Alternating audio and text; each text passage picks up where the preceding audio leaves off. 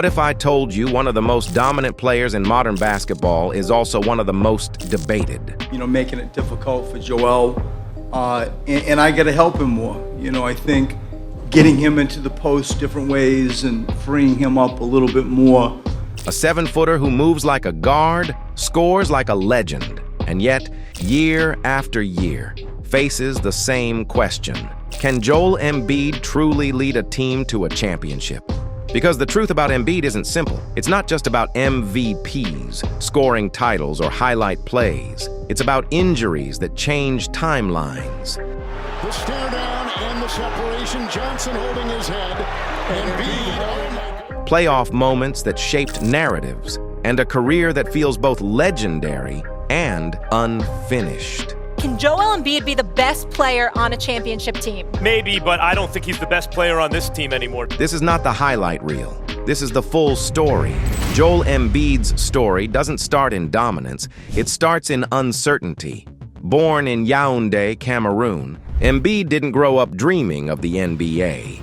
He played soccer and volleyball before ever touching a basketball. It wasn't until his teenage years that he began to develop the game that would eventually make him a global star. When he arrived in the United States, he was raw, athletic, coordinated but unpolished. And yet, within a shockingly short time at Kansas, flashes of something rare began to appear. Footwork like Hakeem Olajuwon, touch like a guard, defensive instincts that couldn't be taught. But just as quickly as the hype grew, so did the concern. Injuries. Be separate from Joel Embiid to be the best he can be.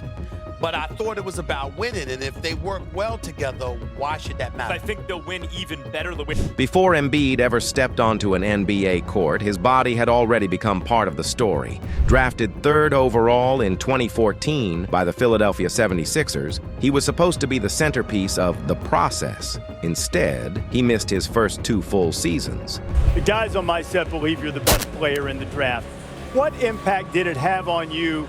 2 years, no games. For most players, that's where the story fades. For Embiid, it was only the beginning. When Embiid finally debuted in 2016, the wait suddenly made sense. He wasn't just good, he was immediately dominant, scoring inside, stretching the floor, blocking shots, talking constantly. Joel is kind of your onus for that. Where do you think it has to start on this team? Is it Brett Brown? Is it Joel Embiid? Is it a Ben Simmons? Because Embiid didn't just play basketball, he performed it. He embraced the city of Philadelphia with a mix of charisma, confidence, and unapologetic personality. Trust the process wasn't just a slogan anymore. It had a face. And on the court, he delivered. Multiple all-star selections, elite defensive presence. It goes for his first NBA hoop. A scoring arsenal that few big men in history could match. By the early 2020s, Embiid wasn't just a star, he was the centerpiece of a contender. And yet, something was missing. This is where the truth about Embiid becomes complicated. Because for all his regular season dominance, the playoffs told a different story. Not failure, but friction. Moments that lingered, the 2019 Game 7 loss to Toronto, sealed by Kawhi Leonard's historic bounce injuries at the worst possible times. Offensive slowdowns against elite defenses, questions about conditioning, durability, and late-game impact. Right now to say that we know exactly what they're going to look like. I know that James Harden. But you're implying that Joel Embiid won't continue to dominate. It wasn't that Embiid disappeared. It was that the expectations were so high that anything short of dominance felt like a letdown. And in the NBA, narratives don't wait, they build. Year after year, the same idea followed him. Great player, but can he finish the job? In 2023, Joel Embiid finally captured the NBA MVP award. It was a defining moment. After years of finishing near the top, often behind Nikola Jokic, Embiid broke through with a season that showcased everything. Elite scoring, over 30 points per game, defensive impact, leadership in Philadelphia.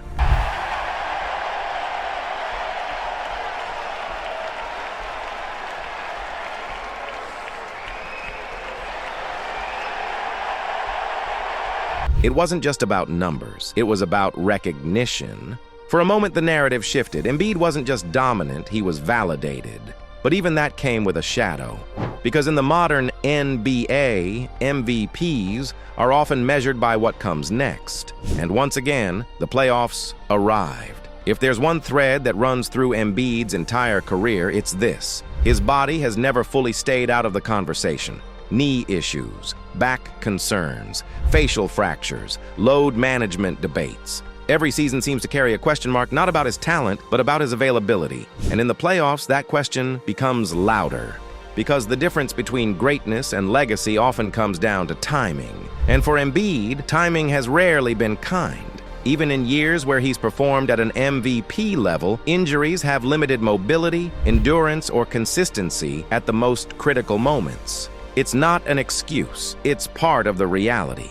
Joel Embiid's game is one of the most unique in NBA history. At 7 feet tall, he combines post dominance, mid-range precision, three-point shooting, elite foul drawing. But that last element, drawing fouls, has become a major point of debate. Here's Joel Embiid, who was a center drafted in 2014, is now out for the rest of the season with a torn meniscus. And that's 3 major injuries. To some, it's mastery. To others, it's manipulation. Embiid's ability to get to the free throw line is historic for a player his size. He uses footwork, timing, and physicality to force defenders into impossible situations. But in the playoffs, where whistles tighten, this style can become less effective. And when that happens, his scoring efficiency sometimes dips, fueling criticism about whether his game translates at the highest level.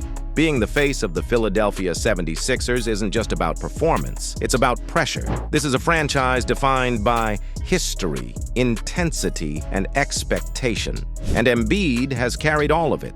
Through roster changes, through coaching shifts, through the rise and fall of co-stars like Ben Simmons and James Harden. Each era brought a new version of hope and a new version of disappointment, yet Embiid remained, still dominant, still vocal, still central to everything.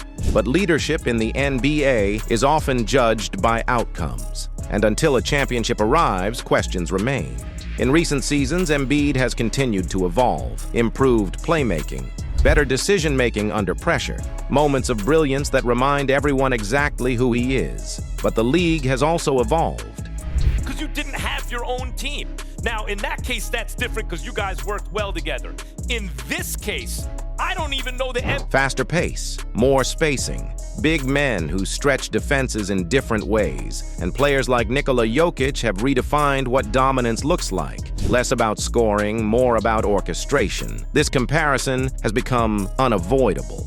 Jokic, efficient, durable, championship-proven. Embiid, dominant, explosive, but still chasing that final validation. It's not a fair comparison, but it's a constant one. What you talk about, you want to see him post, you want to see him get his big body down there, all that. That can be a high percentage shot for a guy like that. But the fact is... So what is the truth about Joel Embiid? He is one of the most skilled centers to ever play the game. He is a dominant scorer in an era that rarely sees players of his size operate this way. He is charismatic, polarizing, and impossible to ignore. But he is also a player whose career has been shaped by injuries. A superstar still defined, fairly or unfairly, by playoff outcomes. A talent that feels historically significant, yet still incomplete. The truth isn't that he's overrated, and it's not that he's misunderstood. The truth is that he exists in tension between greatness and expectation. At this stage of his career, the conversation is simple. What will define Joel Embiid's legacy? Another MVP? More scoring titles? Or a championship run that silences every doubt? Because for players at his level, the margin is thin. He doesn't need to prove he's great. He needs to prove something else, that his greatness can carry all the way to the end. Joel Embiid is not a finished story. He's not a solved equation. He's a player whose career still feels like it's building towards something that could redefine everything we think about him. And maybe that's why the debate never stops. Because when a player is this good, but the ending hasn't been written yet, people keep watching, waiting, and asking the same question. Is the best of Joel Embiid still coming, or have we already seen it? If you want more NBA stories like this, The rises, the falls, and the moments that changed everything. Subscribe to Scripted Sports.